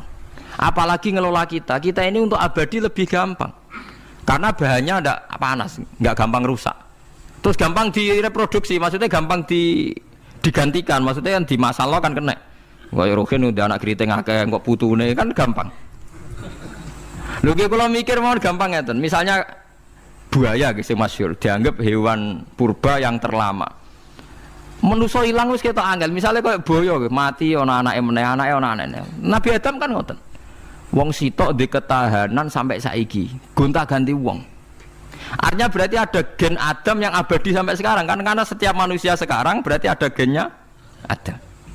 Artinya Allah memberi contoh betapa Allah bisa ngatur supaya fisik manusia gen ini abadi. Buktinya Adam nganti saiki kan masih kan? Lho nggih to, pasti di antara jasad kita kan ada unsur Adam. Lah ya Allah gawe sura, apa meneh kowe sampeyan ning swarga ning neraka, Allah tetap punya cara untuk bikin abadi. Mbok piye carane? Tapi melihat Nabi Adam nganti tok sampeyan kan ana bukti Allah duwe cara ngabadekno unsur Adam. Karena tidak mungkin kan dalam diri kita sekarang nggak ada unsur sinten? Adam. Sama ora oleh bantah. Tapi Adam piyambak kan pun kapundhut. Tetapi Adam yang sekarang sampai sampean saiki. Tapi ora roh sampean sing turunane Qabil apa sing ora roh soalé cek ngono ae. Wong jarene cerita. Qabil iku lahire ning swarga. Dirabekno mbek Labuda sing lahire ning bumi. Labuda ku elek gembrot. Habil lahire ning bumi, rapati ganteng dirabekno Iklima sing wayu. Lahiran swarga. Akhire Qabil gak trimo, wong aku cah ganteng kok dintokno celek. Mulane saiki nek ana cah ganteng dintokno celek ra trimo ya koyo Qabil. Nah tapi enggak pikirane Nabi Adam ya ora roh menawa ben silang ben sedengan. Mergo nek elek entuk elek kan malah musibah kan. Saiki anake ra melok dosa tapi eleke dobel. Misale keriting untuk keriting, elek untuk elek, fakir untuk fakir kan. Ya memperparah to nggih. Cara kula pancen haram. Elek untuk elek rabi cara kula haram. Saiki anake kan ora roh apa-apa ujug-ujug. Elek banget lho, ora terima elek napa? Elek napa? Banget. Jadi cerita kan ngoten, walhasil akhirnya tukaran, mergo Qabil gak terima. Pas tukaran dipisah Nabi Adam. Angger sing takorupe sukses berarti ikhtiari bener. Ya mau Habil nyembelih wedhus, sing Qabil seneng buah-buahan. Mulane seneng buah-buahan iku rada masalah dianggap simbole wong-wong sing seneng mapan. Mulane kene Umar ora usah di buah-buahan akeh-akeh, cukup gedang siton, sesuk katesne siton, ora usah semua buah-buahan wonten iku dhisik kurbane sinten? Qabil. Tapi sing melarat teman-teman yo keliru, dhisik Habil saleh iku omahe cek penuh daging, paham ya? Perkarane kurbane cek wedhus. Ora pitik, mergo bedigasan pitik niku. Jadi ada sebuah toriko sing ngaramno anak buahe mangan pitik. Perkarane wong ku kelakuane kaya sing dipangan. Ya repot ta ngoten repot. Ya repot lah ngono terus ya repot. Berarti nek sering mangan welut tak bulet. Ngono berlebihan. Toreko niku napa? Berlebihan wis biasa mawon. Kula nggih boten fanatik iki biasa. Tapi kalian kula ora seneng mangan. Jadi kan unsur hewani saya kan ndak banyak. Kula ora pati seneng napa mangan. Walhasil akhirnya Qabil korbannya enggak diterima. Habil diterima. Terus semenjak itu juga akhirnya walhasil Qabil mateni Habil. Jadi makanya konflik wedoan, konflik tertua, mental membunuh ya mental tertua. Pertama peradaban manusia itu dibangun rebutan wong wedok dan saling membunuh. Nah, orang tukaran kira usah gawa, itu tradisi terlama, tradisi terlama manusia. Mesir kok bentrok podo Islame, Irak, Syria kok bentrok itu tradisi terlama. Demi wedokan diruwangi tukaran, tradisi terlama. Biasa, jadi biasa mawon urip napa? Biasa. Kabeh kejadian ngene iki wa inna sholati wa nusuki wa mahyaya wa mamati lillahi rabbil alamin.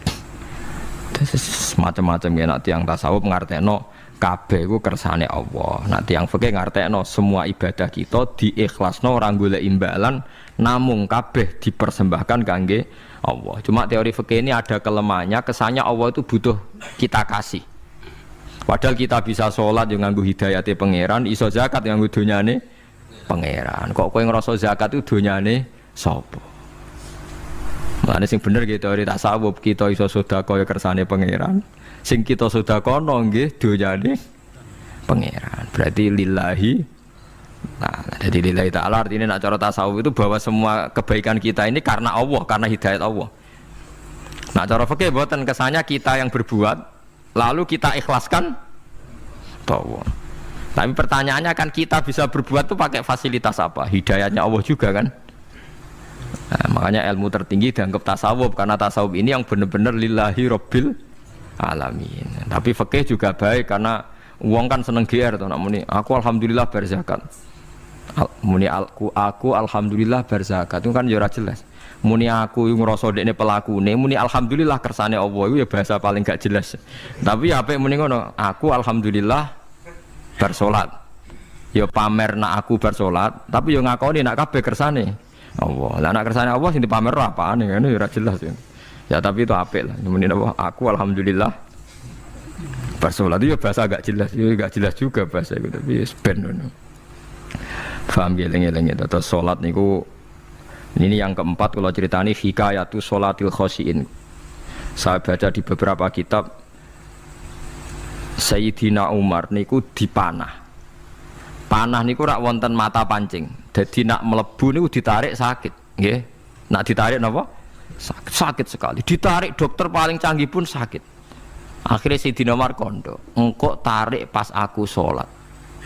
Aku nak sholat iku lali.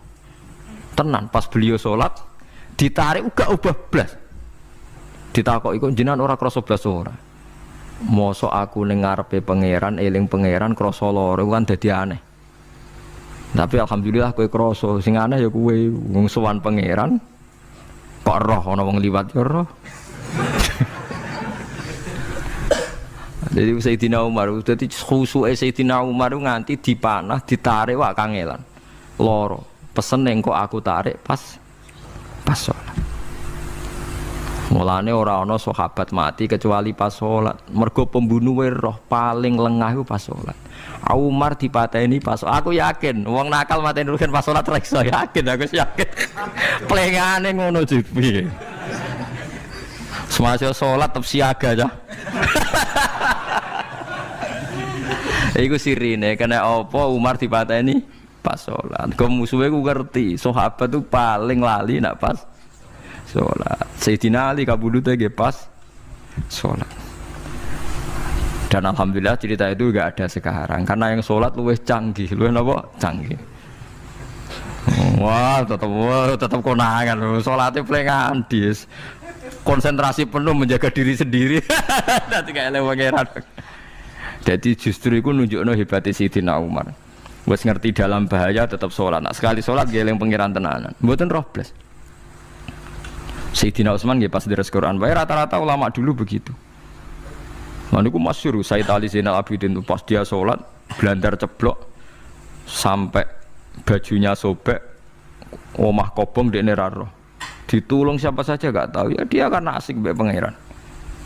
Mosok jarene mosok aku pas madhep pangeran eling liyane. Nah, tapi kita ora iso kan bayangno salat-salat ke kelas ngoten niku. Nak Kanjeng Nabi Muhammad soft paling guri niku yasma'u azizu sotri ka azizil mirjal.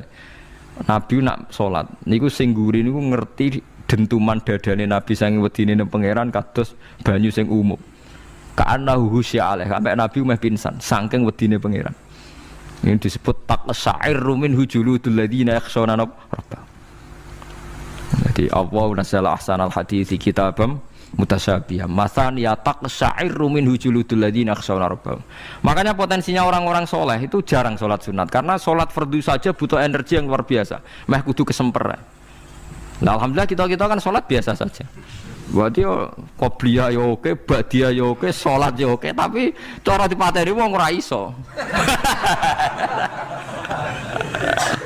Ya tetep roh, tetep apa? Ngono ngrasane krungu. Parah. Salate awake wis parah. Nah, salate riyen para sahabat itu menjadi luar biasa. Sampai wong kafir nak ape nyerang sampai ana salat khauf iku sampai wong kafir sepakat engko nak nyerang Muhammad niku pas napa? Salat. Sampai akhirnya Allah gawe rukhsah wonten salat khauf. Salat di mana separuh shaf njaga musuh. Mergo Nabi nek salat lali. Sahabat nek salat lali. Akhire ngene iku. Dalam sistem keamanan dadi kelemahane sahabat ngene iku akhire Umar salat di depan umum. Lho di depan umum. Kok iso lali kabeh? Mestine nak Umar lali kan makmum Ruhin Mustofa eling mboten iki sing saf awal dua niku lali kabeh. Lho nggih imam kok ngarep. Niku Abu Lulu Al-Majusi ku iso liwat yo nganti tok Umar yo selamat. Mungkin salat kabeh. Nak saiki ora iso, aku yakin ora iso. Wah kena sambure siji to sih. Nyak-nyak masjid sapa juwa to sih salat omong ya tenang sih. Lha iku wis anggepe barokah pangeran alhamdulillah. Jadi Umar itu tengah Arab, paham ya? Abu Lulu maju, aman. Mereka sing sholat rasa sadar kabeh ora kok Umar tok. Lho mau Umar ngoten liyane mboten nak kecekel tengguri to. Hebat. Sayyidina Ali malah lucu menan mun delingno ada ya mulai dulu ya ada intelijen namanya Jassas. Dan itu saya tiru dawuh Sayyidina Ali. Jassas itu ya cara niki mata-mata. Ya Amirul Mukminin, orang Khawarij itu berambisi betul membunuh Anda. Mbok ndak usah sholat jamaah di masjid. Kita ini menjaga Anda di rumah. Sayyidina Ali jawab, "Hisni ajali." Jadi masyhur Sayyidina Ali ngendikan, yang menjaga saya itu ajal saya, bukan pengawal presiden. Kalau saya mati sekarang, penjaga enggak ada artinya. Begitu juga aku nak ora wae mati. Iku wong niat mateni aku ya ora iso. Sepintas ngendikannya ini hanya klis, tapi nak mbok angen-angen bener.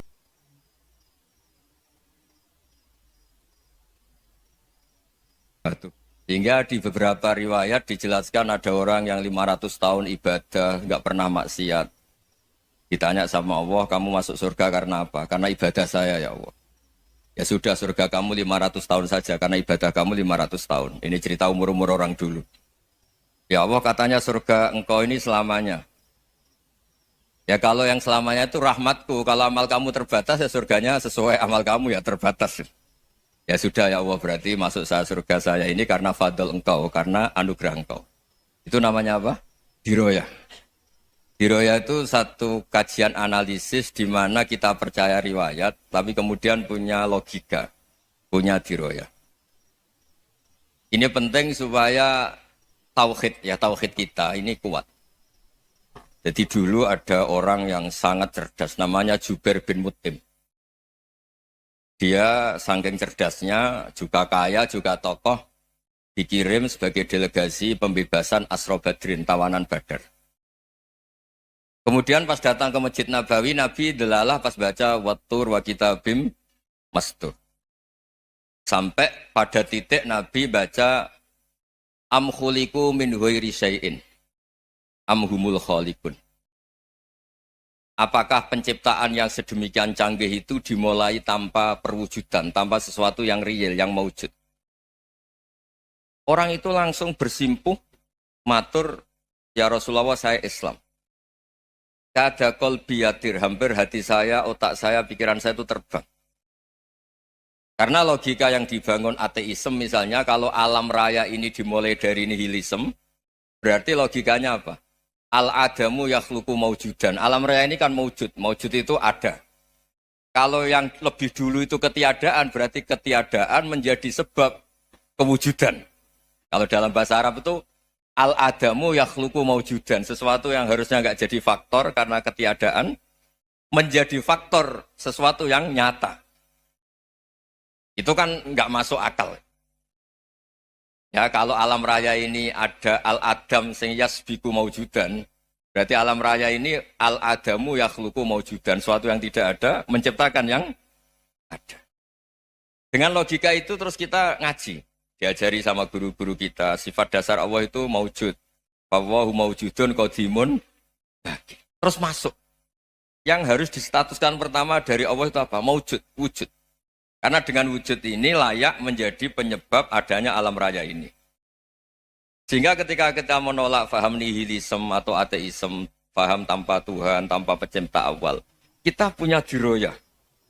Bahwa tidak mungkin ketiadaan ini menjadi sebab perwujudan alam raya ini.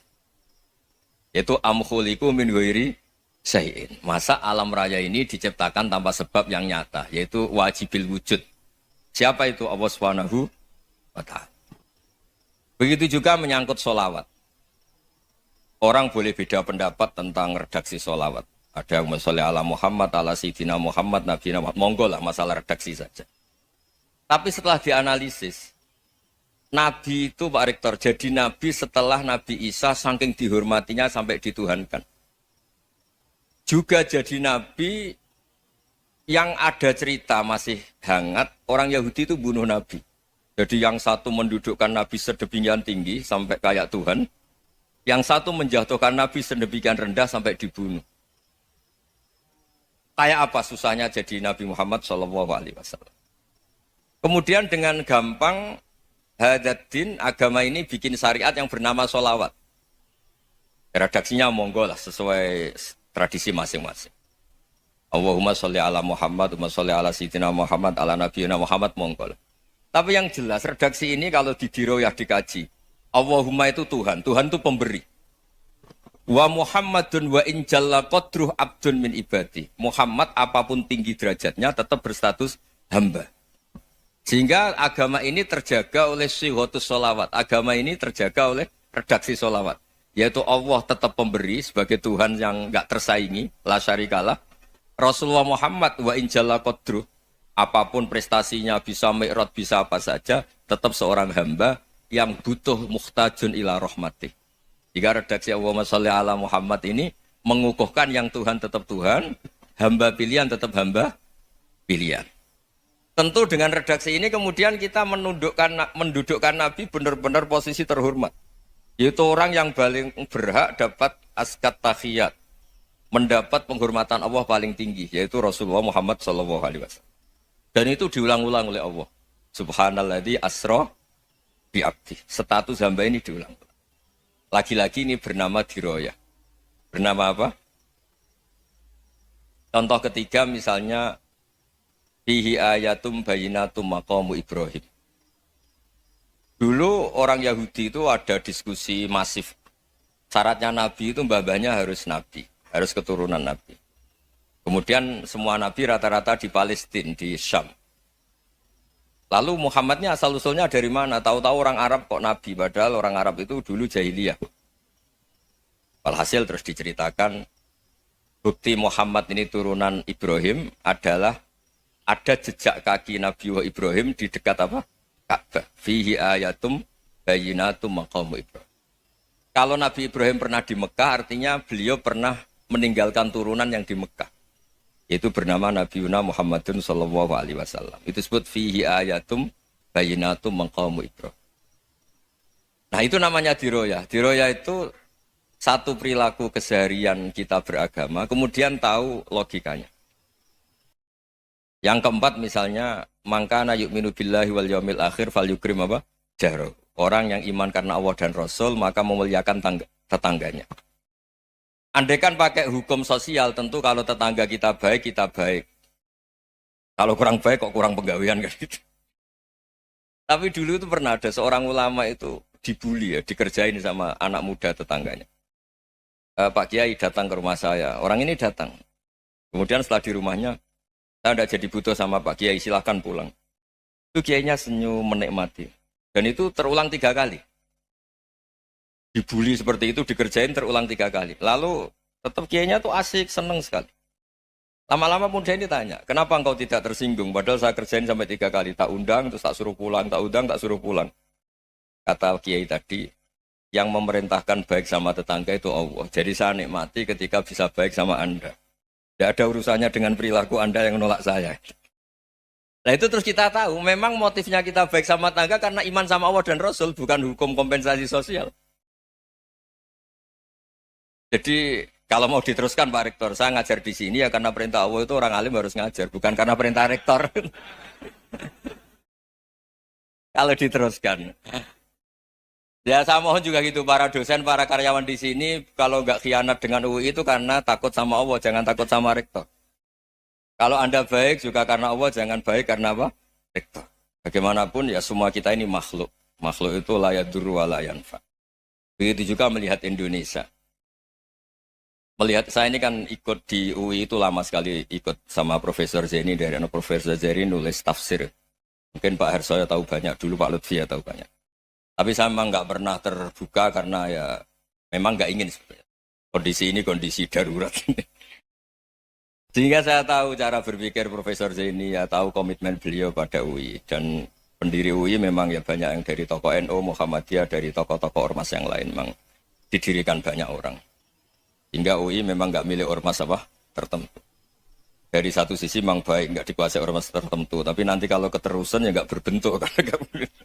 Ya sudahlah dikelola saja. Sambil-sambil jelas, sambil-sambil kadang nggak jelas. Yang penting ikhlas tadi. Karena kalau terlalu asobia itu jadi repot. Kita ini yang nekuni fikih itu tahu. Kalau tidak kuno itu madhabnya Hanafi.